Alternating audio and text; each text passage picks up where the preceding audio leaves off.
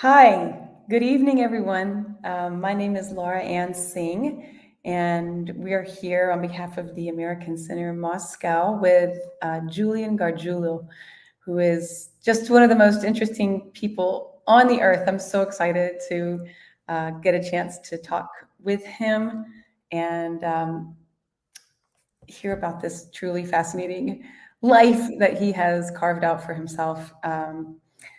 When I think of Julian, I have only known him for about a year, and everyone I know that knows Julian truly adores him and has nothing but positive things to say about him. And he's carved out such a unique existence through arts as a career. And he's someone that I think of as like this stateless being. He's really at home almost anywhere in the world.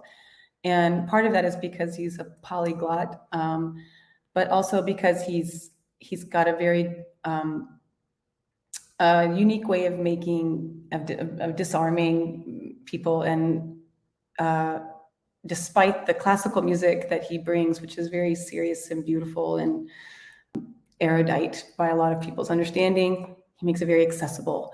So I'm very excited. Julian, welcome. It's great to see you. Great to be here, Laura Ann. Thank you. Thank you for having me here on the American Center in Moscow. I'm very excited. In case you're wondering if this background is like one of those fake backgrounds, no, it's actually, we haven't put up anything on the walls. We're just hoping to leave Brussels very quick. So tell us a little bit of you're in Brussels, is that right? That's not very nice. After 9 years of hating Paris, now we're 1 year into hating Brussels. But I love everywhere. There are reasons to be happy. You said that I feel very comfortable everywhere in the world. Upper West Side of New York City would be best. But no, it's great to and such an unexpected surprise to see you here, Laura. I know. I thought it might be it was great to connect with you. I was excited to get to just have these conversations in front of hundreds of people instead of in a kitchen somewhere in St. Thomas, which is how we exactly. met. Is this going to be another one of those Zoom calls where it's just really the two of us talking and nobody's out there? It won't be, of course, because I posted it to Facebook. So there's people watching, and at least one for those of you watching, hi, Mom. Right? For those of you watching, please send in your questions. Towards the end of the hour, we'll have time to answer any questions you might have for Julian.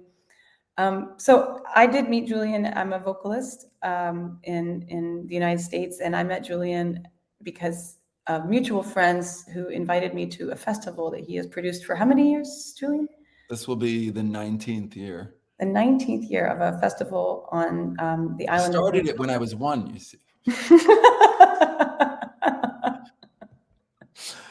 Yeah.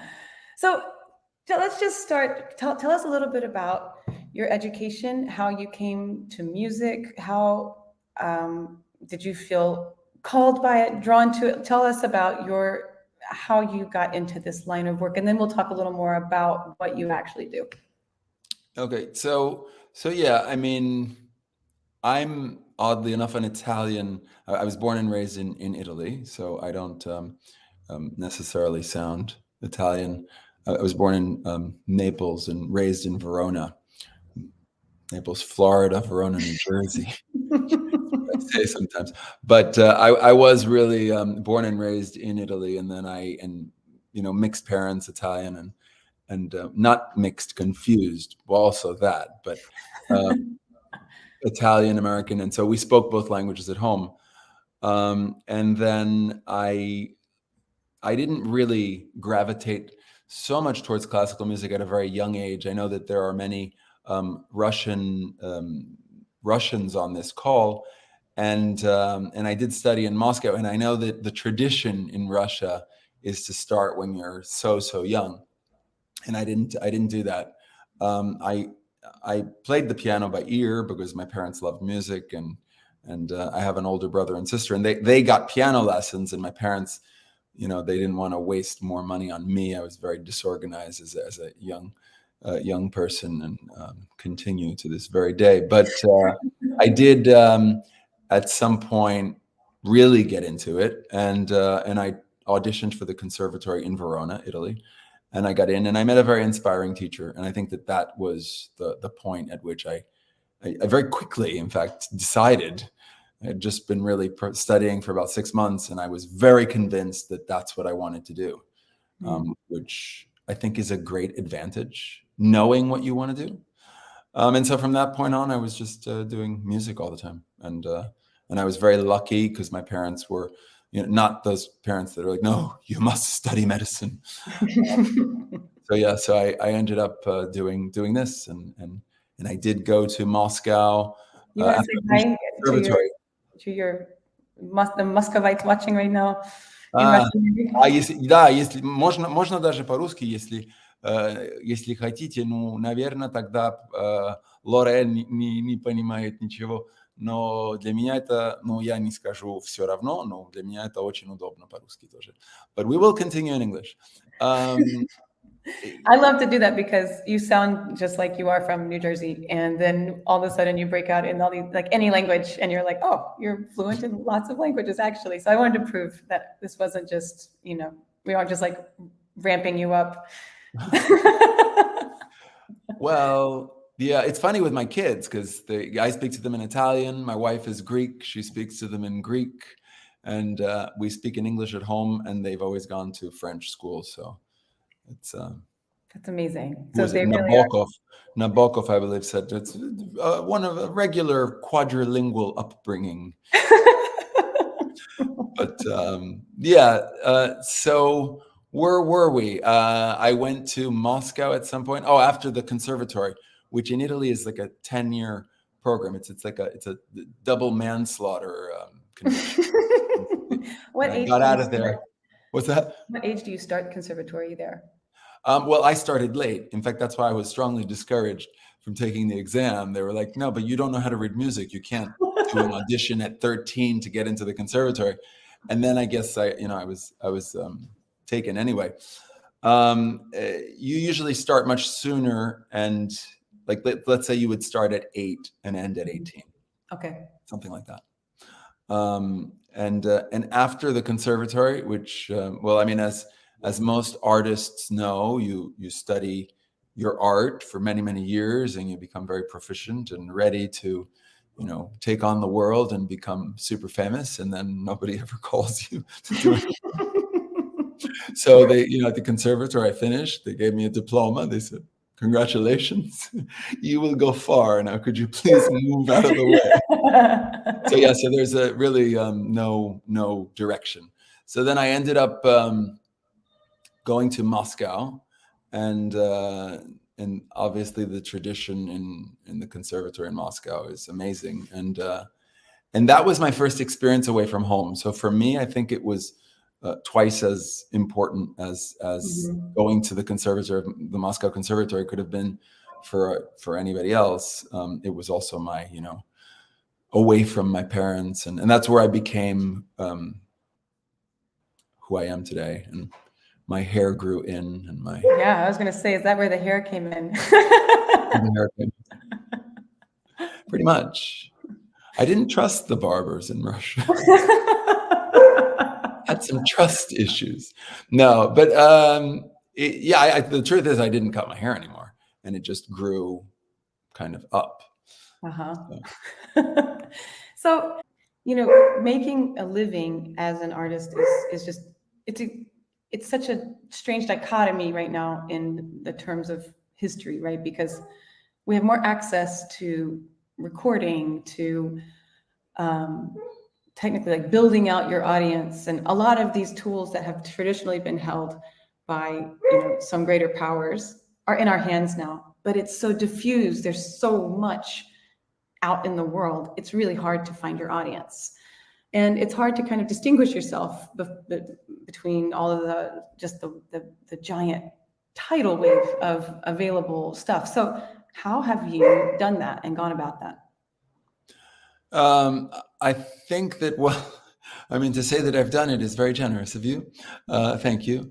I'm definitely in the process of it's a constant, I won't say battle, but it's a constant wanting to do something. I think the people that really want something and continue wanting it over a very long period of time eventually get put in prison or something, or beaten. But it is a lot about perseverance. And it's interesting that you say that the tools available that used to be in the hands of very few, like, if you will, every single person with a cell phone has like their own TV channel at their hand. They could be broadcasting to millions every day. But at the end of the day, interestingly, I think that was that the puppy? The puppy wanted out. I wanted to stop barking. I'm sorry about that. Oh, it's like no, COVID that's okay. times everywhere. Maybe he was contributing something. Maybe he was moved by your words, I think. He was moved. He was certainly moved by you into the adjoining room. You seem to have slightly frozen, but maybe it's me. We're still good. I'm going to continue talking as if everything is okay. And maybe if everything is not okay, somebody will let me know or write it in the chat. Okay. So anyway, so it is true that these tools are available to everybody, but remarkably, I think that it's still, unfortunately, a very few people that make big decisions. So a lot of it is about meeting the right people and finding a way to the right people. I think you're back now, Laura Ann. Okay. After a brief hiatus. Sorry. It was just too much, this phone call. You couldn't take it. You need to do it at 13-minute increments. That's right. That's all I have. That's all I got. I'm out of here. I could hear everything you've been saying. Okay. Yeah. So, but you have been able to, for me, as an artist also, I think these niche markets, the places where we can find really our audience, the people that are interested in what we do, how have we been able to do that? Well, I think okay. So first of all, I was speaking in general terms. I would say I'm very lucky that I get to do what I trained to do in a way, and that's what I do professionally. That's what I do for a living. Now, I will say that I was trained in one way. I was trained at conservatory, very serious. Moscow, there's nothing more serious than that, and I got a master's degree then in the States and a doctorate in music, and so I was trained in essence to it's very difficult to make a career in performance, as everybody knows. So I was trained to become a professor, let's say at a university, which I didn't want to do, but I got the doctorate anyway, just in case. In essence, what I do now isn't what I was necessarily trained for. I was trained to come out and give a serious classical music concert. And for the last, I don't know, maybe 15 years at least, my whole mission has been about making classical music more accessible, relevant, and fun. Hopefully to a younger audience, even though I usually end up playing for a hall full of octogenarians. But the hope is to bring everybody, care if you're young or old. So my point is that classical music can be a lot of fun.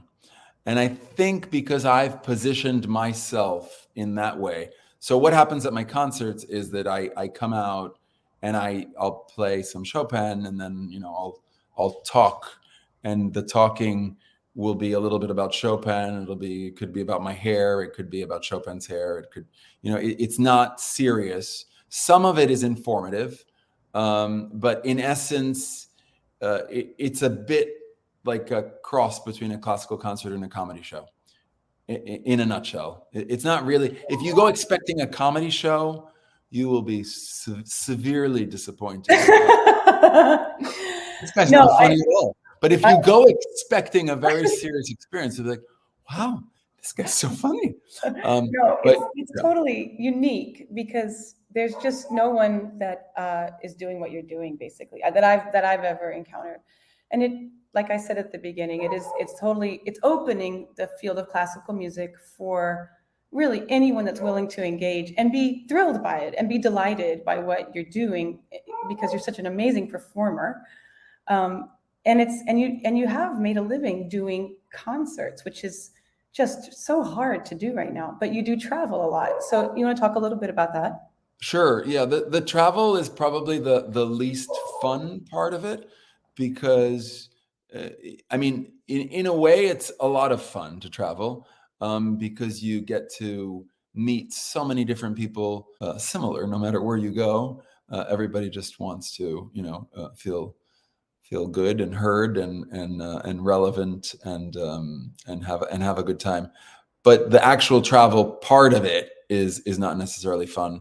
And I do have a family. I have a wife and two wonderful children, and they're quite young. They're 10 and 5, and so you have a young one I yourself. do. So I have a 10-year-old. how old is she? He's 10. 10. Yeah, Mhm. exactly. So you know that being away isn't great, and and I know you do a fair amount of performing yourself, but it's I can truly say that I'm very lucky to be called to different places. Next year I'm going to be going to Australia again, and I come to the States a number of times, to the Caribbean, and I do stuff in Asia. So it's really pretty much all over the place. Let me ask you a question.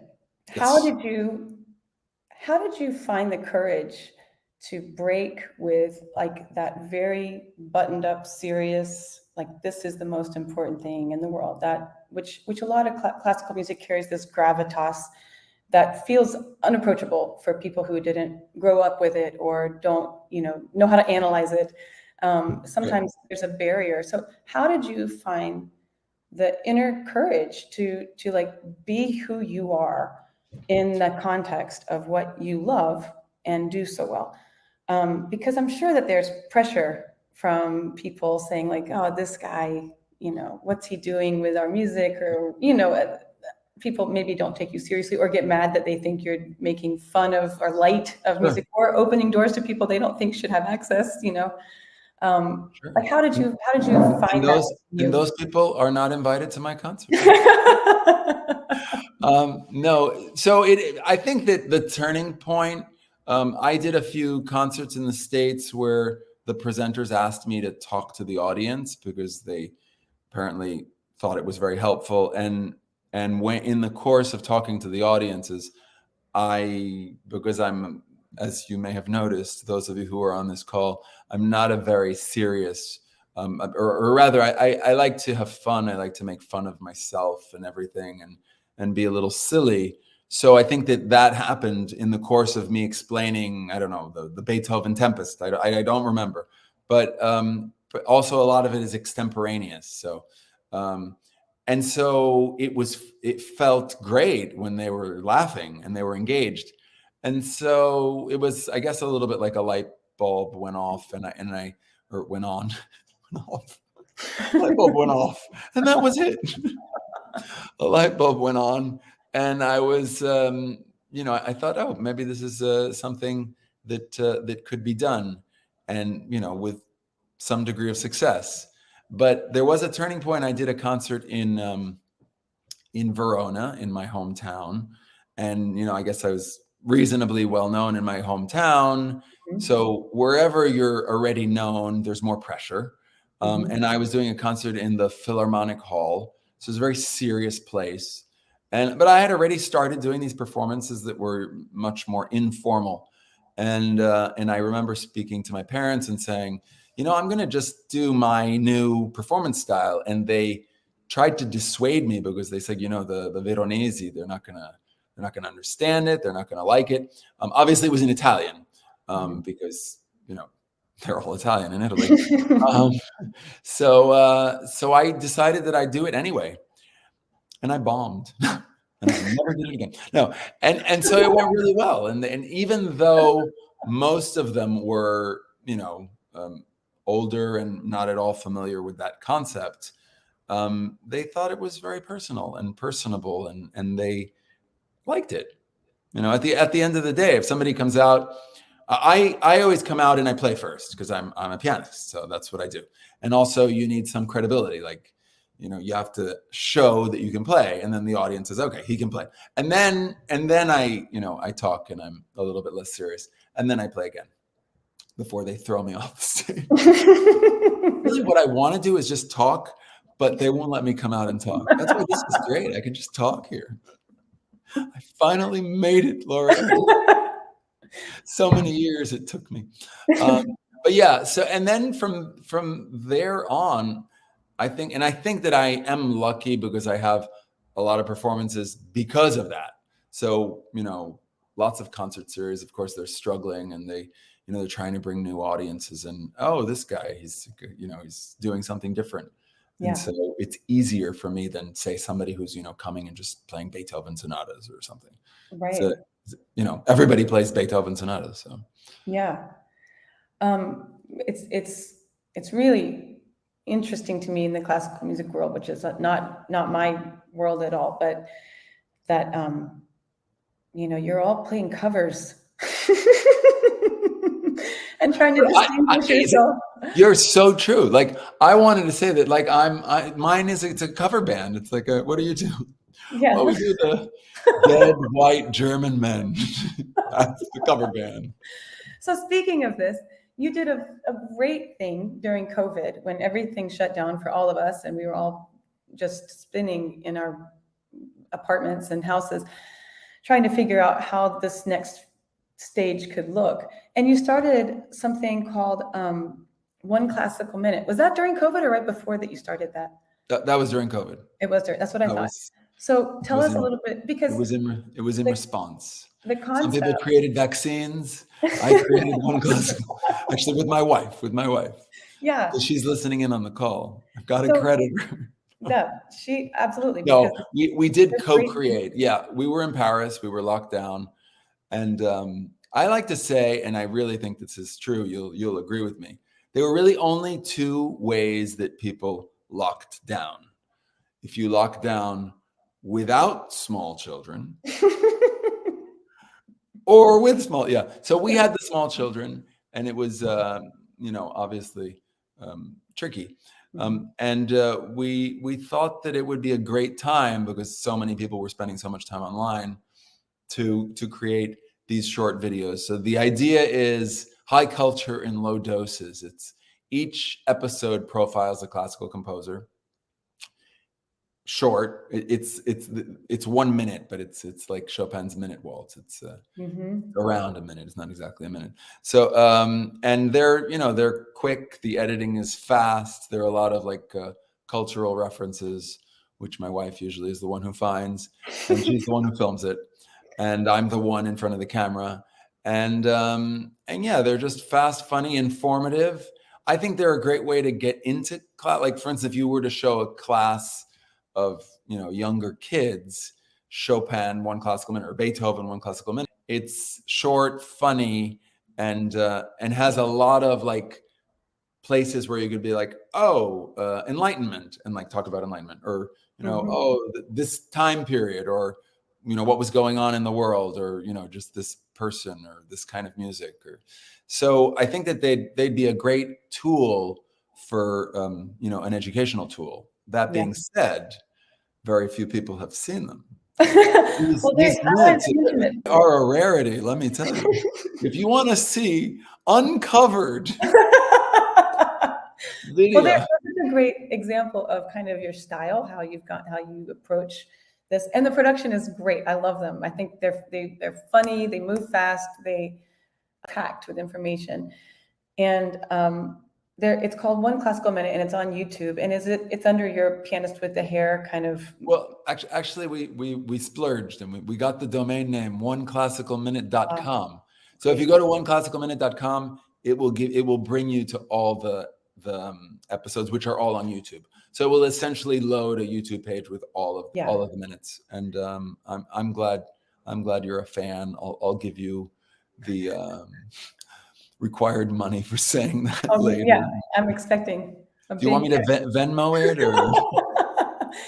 Well, the thing that is important, I think, that people understand about most living, working musicians at this point in history have their fingers in a lot of pies, which is to say you have to have some diversity.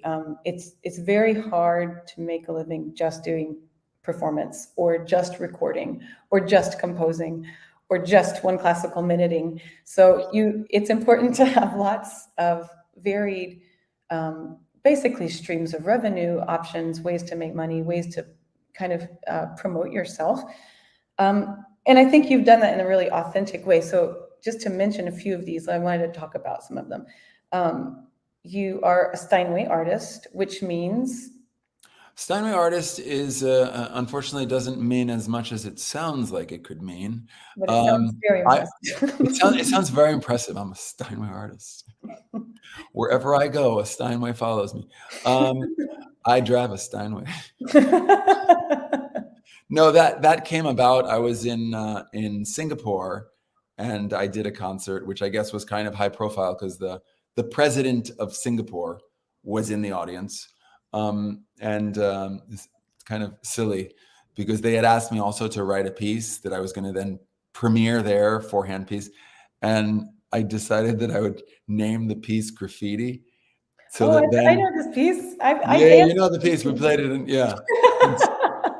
and so then I could always tell people that I went to Singapore and did graffiti in front of the president of Singapore, and everybody clapped.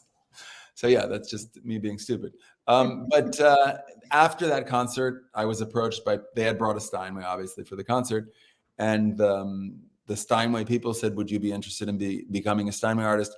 Which essentially means that, you'll try to be a brand ambassador for them. You'll try to play Steinways. I love Steinways anyway. So I was, that's my favorite piano. Anyway, I have a Steinway. So it was, not a difficult decision.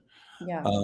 But you were saying something. You were saying, the streams. There's lots of different ways that you can basically use your skill set in a way that's very authentic without kind of like stepping back from music. And so, like I said, you're a performer. You play all over the world, and you compose as well, right? I do, and that is probably one of the things that I'm more excited about.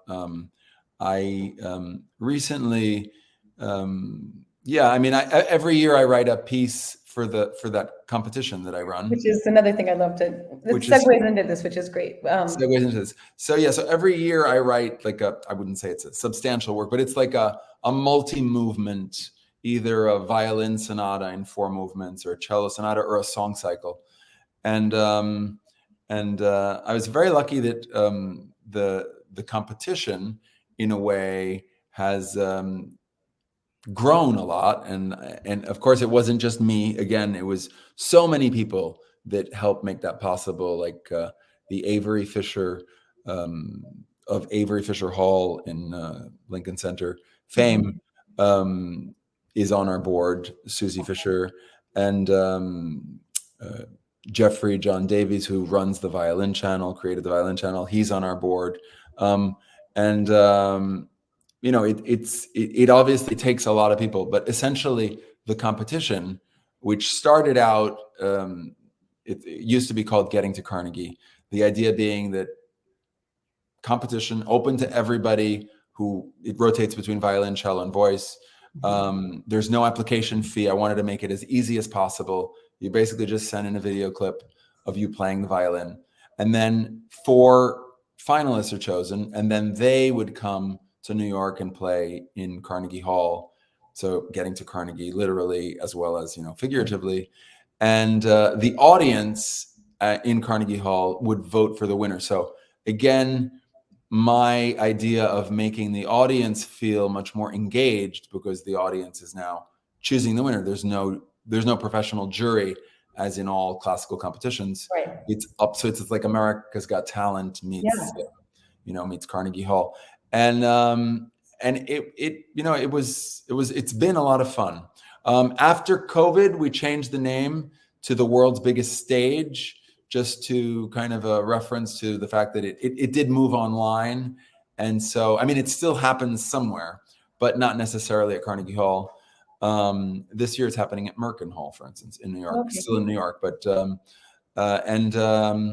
so yeah, and now it has changed because it has gone online. We didn't want the person with the biggest online following to just win simply that way. So there is a jury, but I didn't sell out completely because the jury is made up of all previous winners of the competition.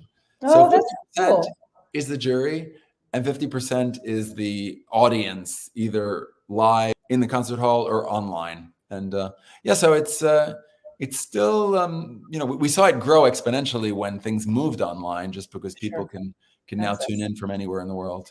So just to reiterate and maybe clarify, for those that don't know, Julian runs an annual competition that rotates between violin, piano, and voices. Or no, it's violin, cello, and voice. Violin, cello, and voice. I need to be the only pianist. Oh yes, that's important. That's great. Very important. Job security. So he's developed this.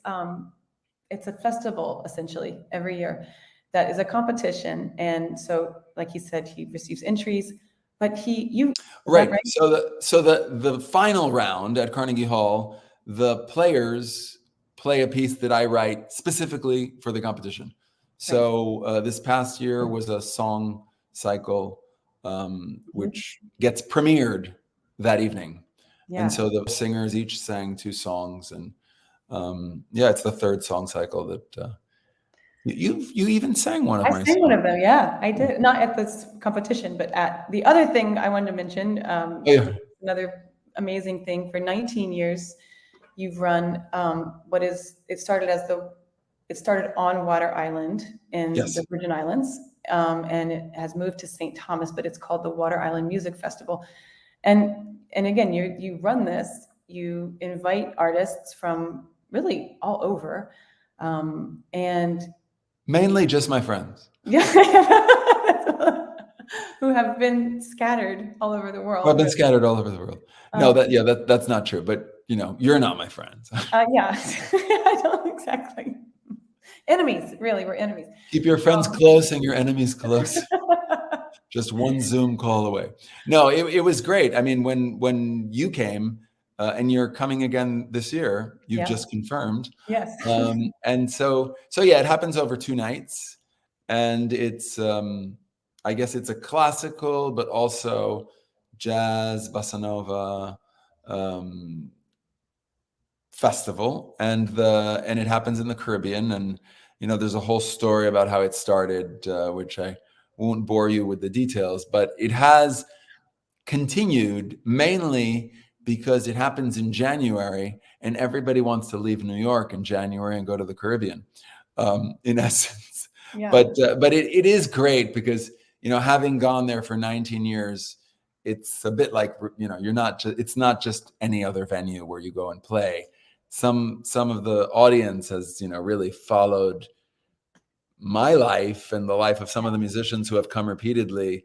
From when I didn't have kids, and now I have a 10-year-old daughter. Like that is priceless in a way. It's quite cool. It's really amazing because it's a very invested. I sang for the first time last year, but I'd heard about it for years through Wells and Masha, who are other musicians that participate, and it's got huge community buy-in. Everybody is excited about it. There's a lot of just energy around the festival, and the festival itself. There's people that are deep classical music aficionados that are there that are so excited, but it's not all that's happening. And for example, we did your graffiti piece last year, which is wild and so fun and so exciting. And there's just a lot of variety that I found it amazing that you were able to incorporate that into a class, like like what would typically be kind of considered a classical music festival. And so yeah, it's I totally. There's definitely a component of insanity to the festival. Yes. Now that festival was really, I definitely cannot take all the credit. At least more than half of that credit goes to someone called Alex Randall, who you didn't meet, but he was he's an incredible person. I can't speak highly enough of, and he just like is this creative genius. And so we would just go at this thing together, and so much would happen kind of last minute, as you know, from being there just last year. The program is kind of, created based on the people that are there, and it's really just a lot of fun. And I think that feeling of fun that we're having on stage, it's very much transmitted to the people in the audience, and so it's quite unique. It's definitely not. I've done a lot of festivals myself, and it's very different. I would say. Not in a good way. No. So you've also, I know that you recorded and you are recording for different projects right now. So is there anything specific about that you'd like to speak to? How those kind of fits your profile? Because I think this idea, as an artist, for anyone out there as an artist thinking like, how in the world do I make my way?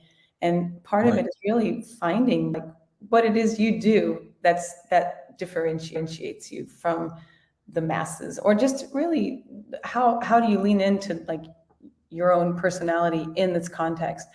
And you're someone that's done that so seamlessly and in a way that seems very integrated with who you are. So that's one thing I'm fascinated by, as you kind of, because we know that, and life, and that you still just have to kind of walk it out and figure it out. I mean, you feel like you're always going straight, but then if you look back, it's like you've gone. Yeah. You were always going straight. So as far as recording, what are some of the projects that you've done, or that how have those come into your life? How have those? So one of the winners of the competition, lady by the name of Maria Dueñas, she won the competition the last time it was for violin. So that's almost 3 years ago, because this year it's again for violin. So, but she was she's a spectacular performer. She was only 18 at the time, and she won with this piece that I think it has a particular meaning for me, because it's called From the Window, and it was written during COVID, and we were all experiencing life from our windows because we were locked in a bit. So we recorded that piece together, and we just did another recording project together in Vienna. And I can't tell you too much, but it's going to be announced soon. So I'm very, very excited about my work with Maria Dueñas, for sure. And that's like a double whammy, because that is your piece that you're recording, which that's like a dream. Exactly. Yeah. So that's great. And I think that if you are a composer, you really feel very strongly about these pieces that you're like almost like little kids that they're your children that you love, and now I can tell you, having my own, that you love them much more than your children. Because those you hate. No. But yeah, they're like you. They don't cry. But no, so you would like to see these things that you've created go places, and it is very satisfying. Yeah, that can happen for sure. So I was going to ask just briefly about your wife, because she is like a partner in all of this, it seems like. And I think that people who, because she's an amazing professional herself, as I understand it, she's a translator. No, not a translator. She's an interpreter, right? Like a simultaneous interpreter. Yes. And so she's incredibly accomplished in her own right. And yet she's done a lot to support what you're doing, as well as like being and being very invested in like the kind of the creative aspect of what you do, which is a lot like these videos and just kind of supporting your brand and all, I mean, as it stands. So you talk a little bit about that. Yeah. Well, at the end of the day, a marriage, I think, is definitely like a partnership, and I think that Electra and I are very similar in a way. We're both very extroverted and very creative, I guess, and excited, and we love to communicate and we love to make people happy, I think is at the essence. But it's very much like a team that, the things that we do. And even when it's being away from home or like going on a concert tour, knowing that she's gonna, that somebody's gonna be with the kids and that there's not that to worry about is an amazing feeling. And of course, with One Classical Minute, where we're kind of like co-creators and coming up with the, the ideas together, that's great. I mean, one of the difficulties I would say is that we are so similar. I think in a lot of relationships, there's one person who's like extroverted and creative and loves to have, impromptu parties and all this, and the other one who's like, no, this is a bad idea. We should, think this through. And that person is also usually good at doing the taxes and at like keeping accurate logs. So neither of us are that. We're both like, should we go to Paris? And like, yeah, but then I have to leave for a tour the day after. Oh, but it'll be all right. Yeah, it'll be all right. So yeah, so we're both like crazy. So in that sense, it's great and tricky. Well, I have a question here I'd love to ask you from our listeners right now. What made you decide to study at the Moscow Conservatory? Did you have an existing interest in Russian culture and music that helped lead you to this decision? And I would add, did you have to learn Russian there, or how did you talk a little bit more about your experience there? So I would say I definitely had many reasons that I would have wanted to study in Moscow. My father is a linguist. He studied Slavic languages, so he studied Russian in the university in Naples, Italy. And so I think that because of him, also in our family, there's a love of of just like Russian literature and music. Then when I started studying music, I naturally gravitated towards the Russian school, like Rachmaninoff and Scriabin, and I just loved playing that stuff. And the chance to study at the Moscow Conservatory was, in a way, like a dream for me. I did not speak any Russian when I went. I only knew the word karandash, which means pencil. But part of the training there, I went for something called the summer school, and it's a 3-week program. And then at the end of that, you could audition to get into the conservatory, or decide that it wasn't for you, and you would get to study with different teachers there. And then when I did audition and I got in, part of the program was teaching, and so I did have a lot of Russian language class as part of that, especially the first like 4 or 5 months. And then my roommate was from Brazil, and he didn't speak Italian or English, and he was a little bit more advanced in Russian than I was. So we would go to Russian class together, and then we would just speak in Russian. That was not so great, but it was like constant training in Russian. And then everybody was Russian. And so, yeah, it was just like, it was great. Yeah. No. So how many languages do you speak? So I grew up speaking English and Italian, and then I went to Moscow and I learned Russian. Then we lived in France for many years, and is Greek. So she always spoke with the kids in Greek, which didn't necessarily help me very much. But her mom, who stayed with us and helped a lot with the kids also, I learned is a 4-year-old Greek. But sometimes it sounds very Greek, but it's don't ask me to speak philosophy. Okay, here's another question we have. Can you share a particularly challenging moment or setback you faced? Or interviews, and we talk about really the things that have worked. And then you never really hear about the things that didn't work, or the disappointment or the discouragement we had to face. And so you, as like a younger artist, you might think, oh, well, maybe they never had to face this. I think it's a really great thing to talk about. How have you overcome like setbacks or challenges, and what have you maybe learned from that you took forward? Well, one setback was when I found that you were going to be the moderator today. You tried desperately to get out of this. It was a blow. So a particularly challenging, I mean, there are so many. It's constant. Honestly, it's a constant battle, I would say. And then, when you have kids, I'm not going to think, like in Moscow, when I was in Moscow, I don't know, there are just so many different things that didn't happen. I think that the secret to success is, I guess, at some level, enjoying failure, because you're going to fail so many times.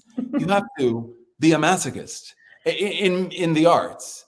Yeah. You call people, you propose things. You have, like, I do so many, like I do these Chopin and Champagne evenings. I do talks in school. I do workshops called "Is This Beethoven?" Like I come up with all these extravagant ideas, and then most of the time people are like, nah. So really being able to, at some level, just not care about. I guess you have to be. It's really difficult. It's really very difficult, because you have to believe in yourself. But why do you believe in yourself? Is usually because you have some success, right? And then the more success you have, the more you're able to believe in yourself. And so it's just one of these things that feeds off itself. But you just have to let go of the setbacks, as I'm going to let go of the actual content of the answer. That's right. Great. Erase it from the internet. We move forward. No, I think that's incredibly a really important message, because yes, absolutely. It's a constant battle. It's a You've constant never battle. failed, though. What's that? You've never failed, Laura Ann. Well, I've heard about other people's failures, and it's hard to listen to. You immediately disconnect those phone calls. I do. I think that I think when you have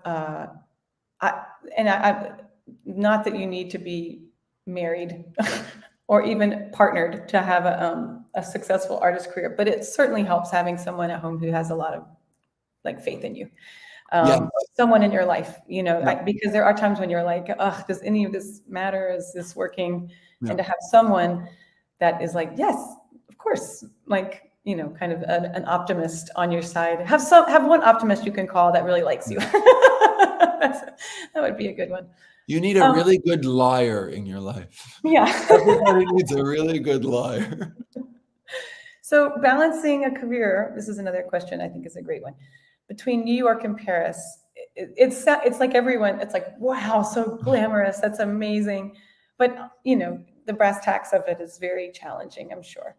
How have these cities, now I know you're in Brussels now, but you have spent a lot of your life in Paris and in New York. Those are kind of the two of the big influences, I would say. Of course, Moscow. But how have these places influenced your lifestyle, how you order your life, what is important to you, your creative process? How has place been important for you?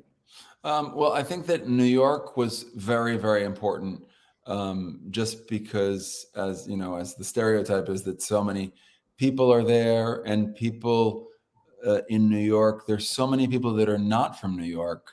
And when you're not from a place, you want to meet people. And so people are very open to meeting other people. Mm-hmm. Like in Verona, for instance, where I was, grew up, people had lived there for, I'm not going to say thousands of years, but, their families, their fathers, their grandparents, they're all there. And so they were very interested in like looking at other people, but they're very closed to actually, meeting people and doing spontaneous things. Whereas in New York, it's a city of all foreigners, essentially. So everybody is, everybody's a foreigner. Everybody wants to meet other people, and the connections. And then for some reason, New York, it's really the only city that I've ever felt very strongly about, just as a, it sounds very stupid. It sounds very cheesy, but there's something about New York, the energy there. It sounds like I shouldn't be saying it, but that's my experience. Paris it was amazing to live in Paris. I lived through some very particular times in Paris, and the lockdown, COVID, and my kids were raised in Paris, and so it has much. I never did much performing there. Whereas in New York, I performed a lot. And so Paris was always much more associated with like returning home for me.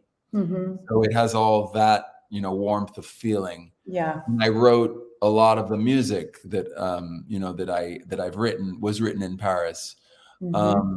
But yeah, I would say that's it. And very tricky. Of course, when we were living in Paris, I was going to New York a lot just for performances, but, I wasn't really anymore living there, even though, I would still secretly like to think that I was. Well, this is to kind of wrap up this discussion. You read as like a real citizen of the world, and I think that is part of who you are. And I think that's one reason why it's very easy to connect to you. As a performer and just as a human being as well. But I think that definitely transmitted when you're on stage. And this question that comes, this is one of the last questions, I think. In your experience, what role does music play in fostering cultural understanding and connecting people from different backgrounds? Do you think that that's like a byproduct, or do you think that's kind of the goal? Like, what has been your experience of that? I mean, I touched on it before. I think that for me, having so many different places for so many different audiences, I did, and the audiences react differently for sure. Like, especially at a concert where you're not just going and playing, Schumann, you're talking to the audience. I always feel that at the end of my show, I feel like I have 500 new friends, or like I really make an effort to, so I feel that in a way there is a big similarity. I think that music is a massive way of communicating, because it's not tied to one language. Mm-hmm. It just goes above all of that. And then I start speaking, and then I get tied to one language. But I do my show in a variety of different languages, even though it seems that, most people tend to speak English. So for me, it's been an amazing way to share something with people all over the world, to share, who I am and my take on music, and why classical music is something that everybody can enjoy and have fun with at the end of the day. And don't forget to subscribe to seriously, don't. No, I would love it if I don't know who is out there listening, because when you do these talks, very often, you have no idea. But if you are out there, do check out One Classical Minute, because I think that they're different and funny and fun. They're in English, which I think is great for a lot of the people listening today who you're interested in maybe just practicing English, and they're fun and they're funny and they move quick, and it's great practice even at that level. Oh, I hadn't thought of it that way. Yeah, just like for English course. Yeah, but plus English plus. English plus. You get great content in addition. It's not boring at all. And I think that you have managed to like do that a lot in your performances. You draw people together, which is really a lofty kind of noble goal. Yeah, and I wouldn't be here today. I remember we had this conversation in Water Island after one of the concerts where I was talking about how as musicians it's such a difficult career, and I have some connections and you have some connections and everybody has different connections, and that's an incredible wealth, and that we should share those connections. And I'm here in a way because we had that conversation, and I remember you said, I thought of somebody who would be a great person because you speak Russian and you have all this Russian history, basically, and that's why I'm here speaking today. So it's I think that's very important at all levels, just like sharing what we have, the gifts that we have, and Yeah. hate to end on such a cheesy note, but quick, say something cynical. Yeah. You would all burn. No, I think it's really important because it's true. It's something that it transcends culture. It transcends the experience of seeing live music. The competitions that you've done, they're all centered around. It's not just about making a living. It's something deeper than that too. So I think it's a really important and beautiful way that you've used all the gifts that you have. So, Julian, it's great to see you and talk to you. And I'm looking forward to seeing you in a few months again in St. Thomas. And it's wonderful to talk. And thank you all for listening today. Hope you've enjoyed it, and we'll see you next time. Thank you, Laura Ann, and thank you to the American Center in Moscow.